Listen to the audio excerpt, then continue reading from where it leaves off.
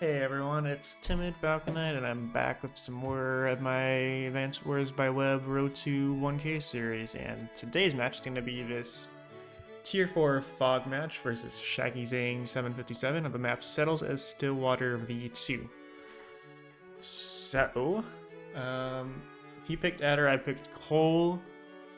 And I'm going to go over sort of why I picked Koal. It's mainly because there's a lot of roads on this map. That being said, there aren't actually that many properties in which, well, there's a good number on the roads down here, actually. Okay, that's more of why. Okay, but in the center, there aren't actually that many properties which are exposed to Koal or even Jake's day-to-day powers. So yeah, that's part of it. Another part of why I chose Koal, even though this is Tier 4 Fog, is because I've got the impression that air units would be pretty important in this map, which is why I didn't really want to pick Jess. You do get a lander, which allows you to move vehicles to and from this area, so if I picked Jess, I could have done stuff like that with her if I wanted to. I just ended up not really wanting to. If you go to the map analysis, Jess is at 52% actually. Whereas Koal is at 51 and Adder is at 47. And there's a slight second turn advantage, meaning that statistically, everything was actually in my favor for this match. Jake isn't exactly good on this map. He's down at 47 and the reason for that is because a lot of these properties don't actually have two planes next to them. A couple of them do, but they're kind of uncontested, right? And the planes are a bit further back than you might want to worry about. Especially, like, the comm towers as well have planes accessibility, but, like, you're never going to be able to wrap around to this planes tile with your infantry to take advantage of that Jake's firepower boost from the planes there. So you're either going to want to play Jess for her day-to-day firepower overall with her vehicles, being able to just crush it, or you're going to want to pick Koal because of his road ability. So I did pick the correct TO, it's just, as you will see, well, I don't want to give anything away quite yet. But anyways, so you have this is a single comm tower map. You got the one here, which is always enough for Koal to get, Koal and Jake to get the 20% necessary to wall break.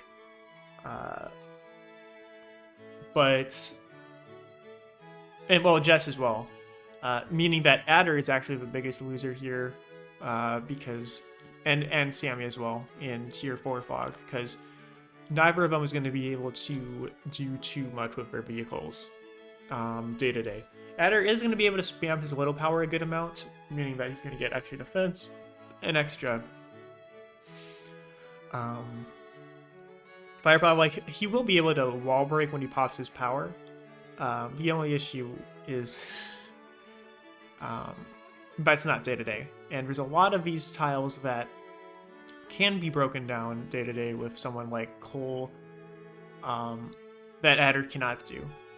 And Koal can wall break from anywhere other than roads as well, when he pops his power anyways. So, yeah.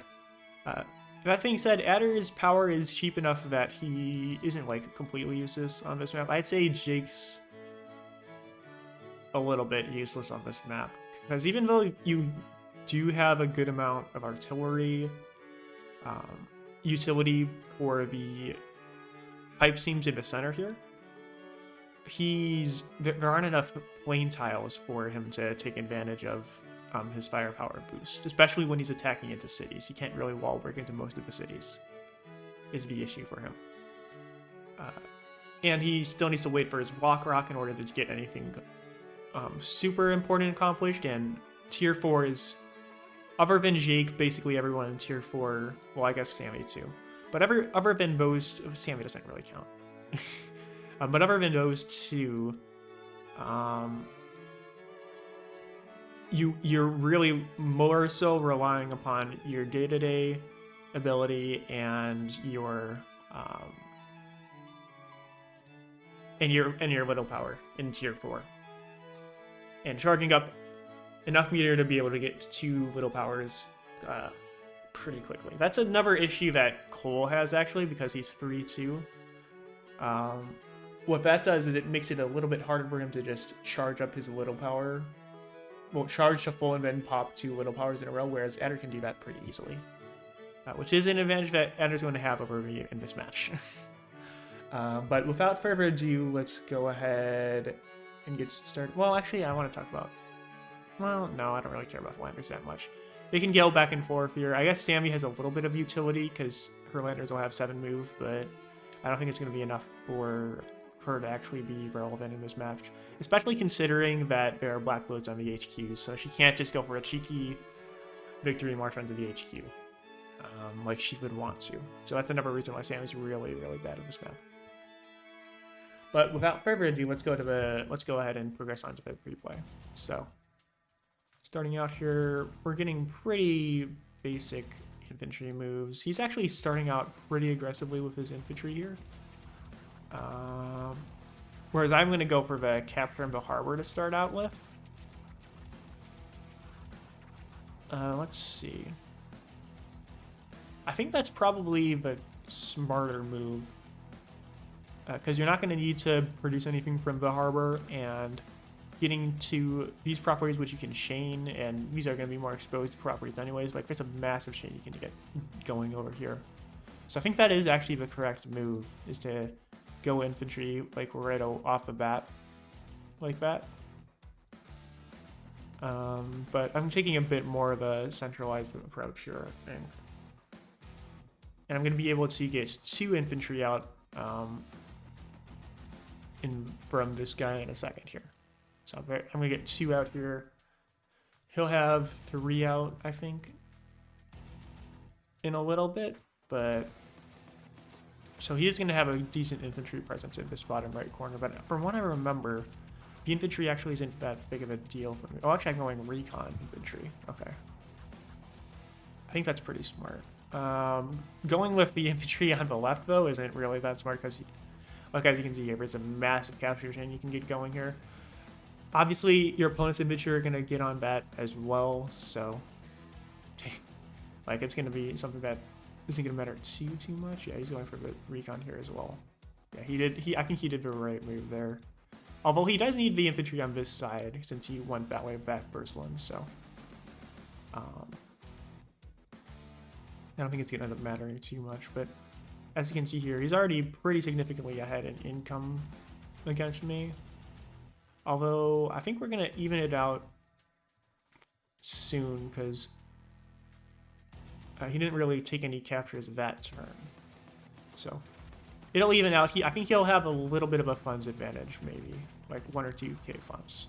So he is actually going for the attack here with the infantry. So I'm going to go in like that. I've got the recon here. I'm going to just keep on capping here, I think. Well, actually, since I see the recon here, I think what I should do probably is just finish off the infantry. Which is what I do, yeah. Because he can just move in with the recon anyways to finish off my capping infantry. And I don't have a tank in position to counter it yet, so I'm going to have to deal with that next turn. As you can see, he went for it. So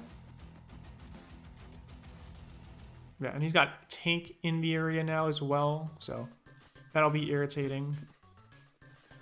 As you can see here, I'm just harassing his infantry on this side with my recon right now. 1, 2, 3, 4, 5. So I didn't see the tank move up. But I think I'm going to be able to chase down his infantry maybe and come out basically scot-free here. If I go for it. I'm not sure if I go for it. I do think I go for... Yeah, I do actually go for the recon attack here. I think what I probably should have done, well, I'm going to move in there like that. And I've got the tank backing him up as well. So if he moves in with the tank to try and interrupt this, he's going to have a bad day. And yeah, since he's in the forest now, he should be able to survive at least one round here.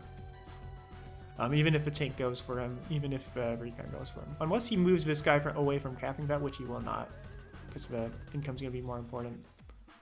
But as you can see here, we've evened up the income for now. Yeah, he's going for the recon.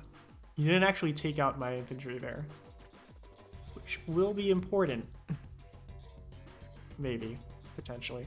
Yeah, he got trapped by my recon bear. He didn't even get the first strike there, so I'll be able to retreat him pretty easily here. But I take out the recon fairly easily there.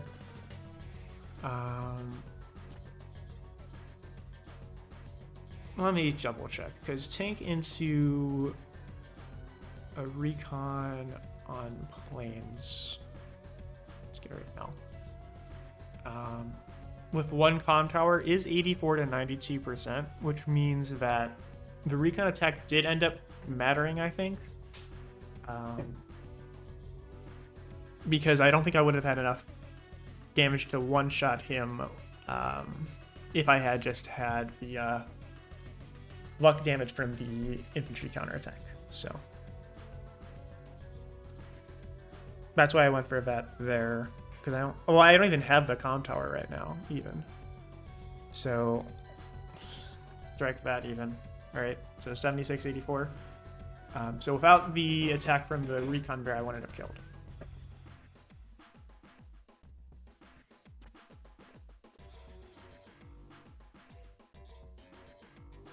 Okay. I don't think I noticed his tank, but he can move in with it against the recon if he wants. What's the damage calculator? Get out of here. Okay. So we got an artillery moving in now with the infantry, so he's starting to have a little bit of a block here. He's got 2 tanks in this area and a recon, and I think right now he's got basically a lot more. Overall, he's got a lot more. Well, let's count them up. 1, 2, 3, 4 tanks to my. Oh, I based it for the battlecopter. Interesting. Oh, but I do have an anti-air out. Looks like my opponent isn't actually going for battlecopters quite yet, but the anti-air will still be useful against infantry anyways. And he's going double anti-air even. That may be a bit overkill, but we will see. I'm going to be able to get comm power for sure here, probably. Unless he goes super aggressive with his tank and recon here, which he shouldn't, but yeah, I'm starting to pivot my tanks north now because I noticed that he had tanks in this area, so pivoting away from the center here. Yeah, he goes for a double interrupt on my infantry, gets a first strike on my tank, which doesn't, I mean, we can start a chain there. It's not the end of the world for me. It's just going to be a little bit annoying. But I do have a couple areas where I can sort of retreat to. We're not exactly on the front lines yet, though, which is going to be annoying here. So I just retreat to a forest, get another strike off of there. This guy isn't going to be able to reinforce next turn, so yeah, that's kind of bad for me.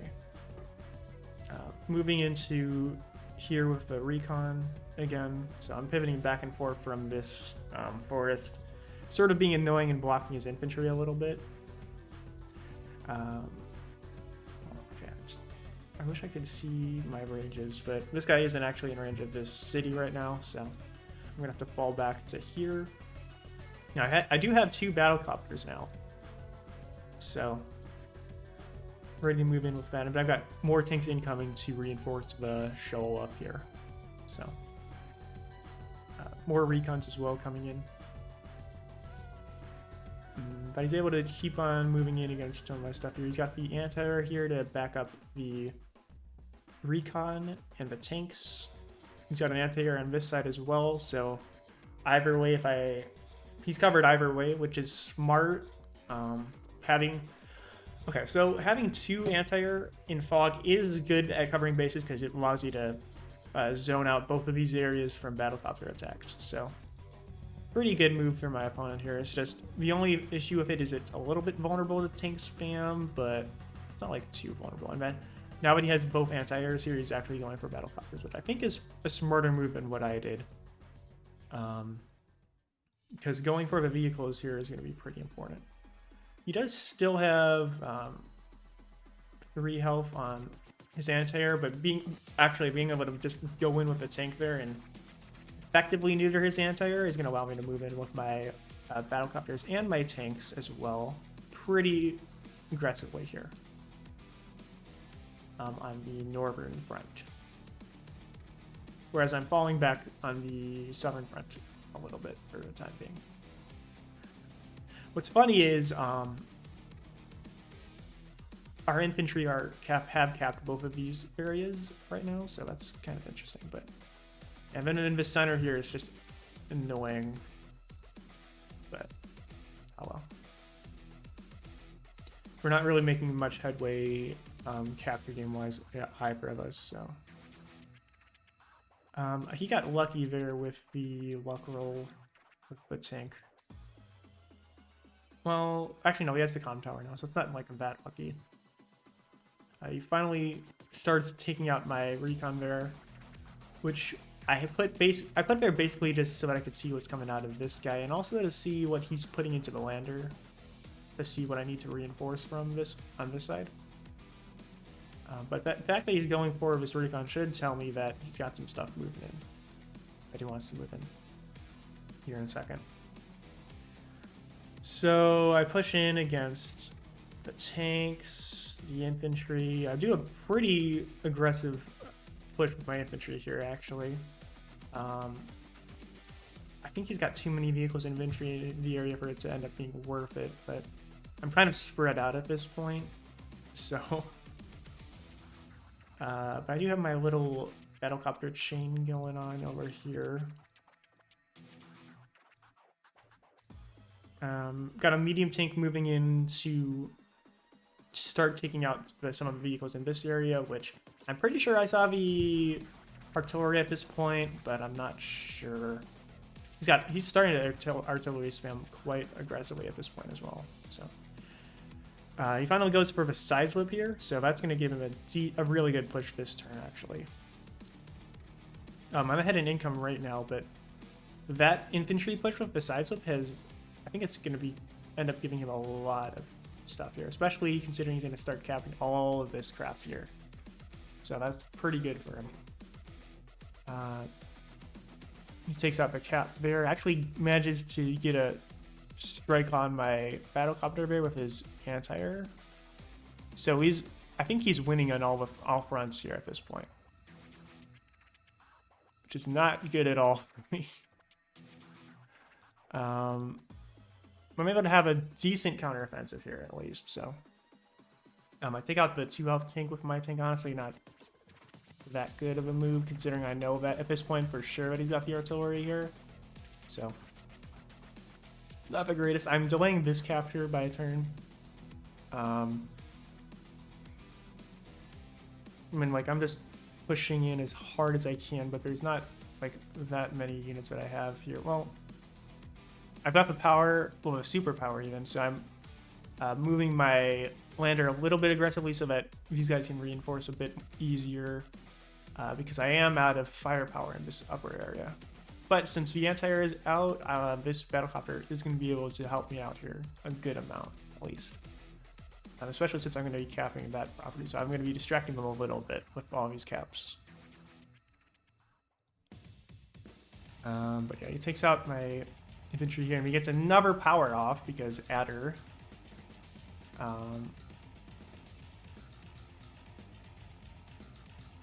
Yeah, so this is pretty devastating, but to be fair, since he went pretty heavy with the artillery here, especially now. Like he's just going straight artillery. Because he's doing that, which I mean, artillery isn't bad at all, but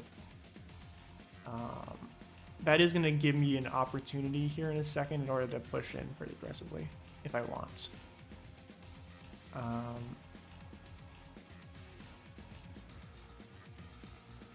Yeah, move in here, take out a little bit of stuff.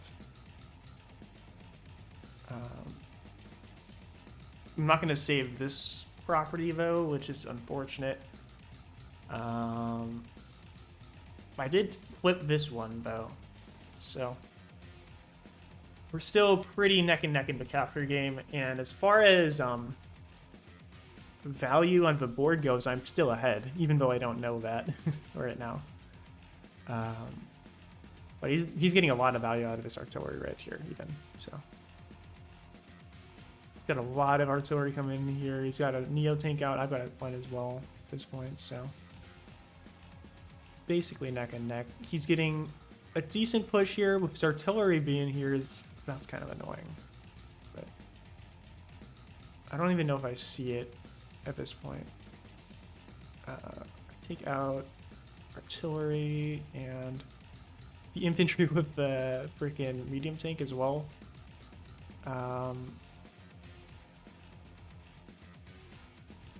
And yeah, just building more vehicles basically at this point, going for as many of these caps as I can. This guy's I'm kind of hoping that he doesn't move into vision range of this infantry so that he doesn't take it out, but my man.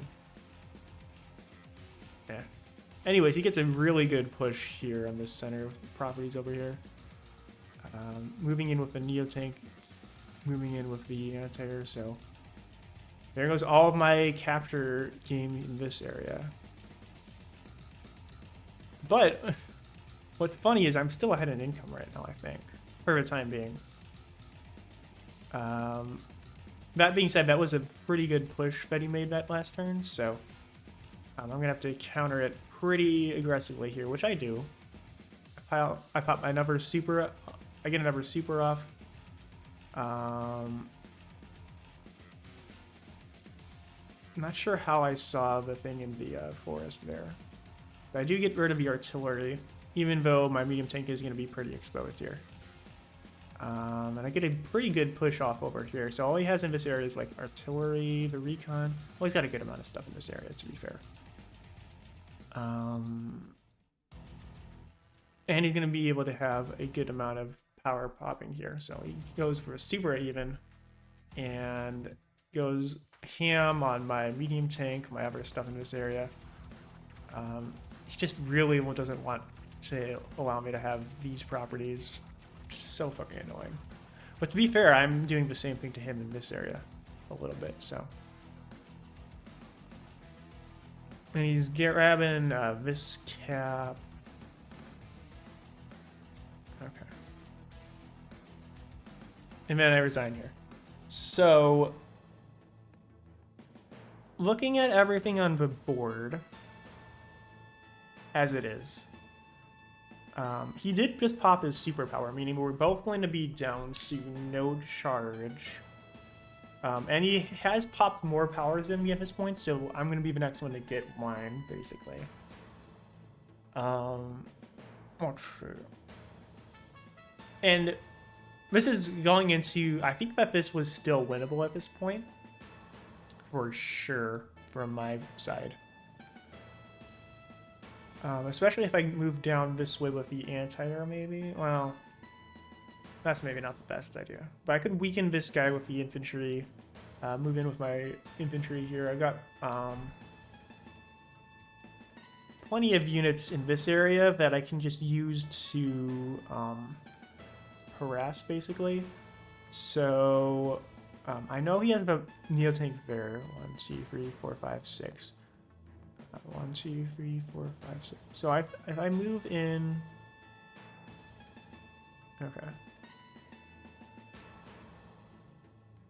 So if I move in against this guy, I can do 4, 5, 6. I can basically take him out with a tank. I have a Neo tank in this area as well. So ideally, I don't get first struck by his Neo tank, but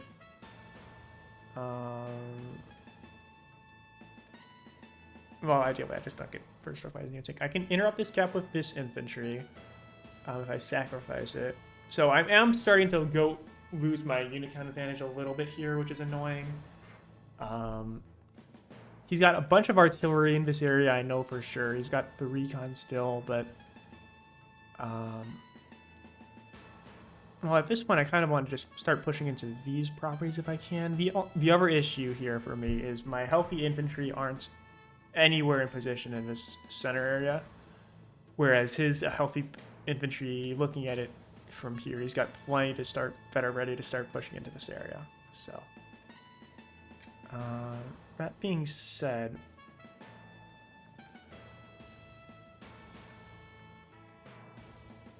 if I moved down this way with basically all of my vehicles and stuff, I would be able to protect this area, maybe wipe out most of his infantry, take out that area. But the other issue here is he does have a lot of infantry still in this area, so he's going to start pushing into these properties and maybe take me out that way. So I'm at sort of a dilemma here. Especially considering I keep on moving my lander in a manner that I can't go back for more reinforcements. So again, yet again, the lander is being the bane of my existence.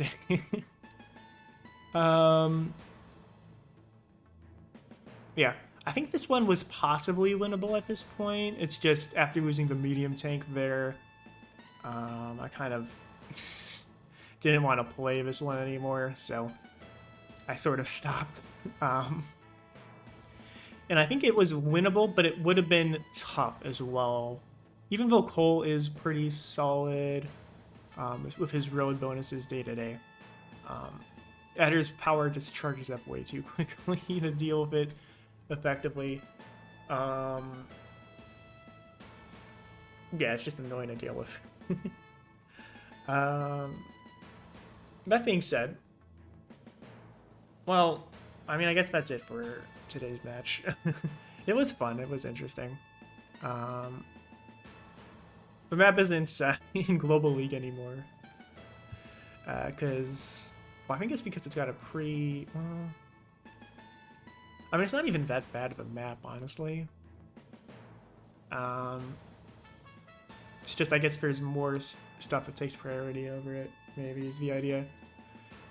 Anyways, yeah, that's it for today's match. Next week is going to be the last episode of this season. And it's going to be... Where are my completed games? Yeah, it's going to be this one again on Hidden City versus Eto Star. That's not loading properly, but it's going to be a high funds match. Kindle versus Adder looks like. So that'll be fun and interesting. It's tier 3. So who knows why my opponent went for the Adder play, but they're a pretty good player now, at least it looks like, as far as the rating goes. So I'd say it's fair game. That being said, if you enjoyed, please go ahead and give a like and subscribe and all that other nonsense. And yeah, I will see you. Oh, I forgot to switch to the outro. But yeah, go ahead and like and subscribe and all that other nonsense if you enjoyed. And I will see you guys in the next one. Thank you very much for watching this.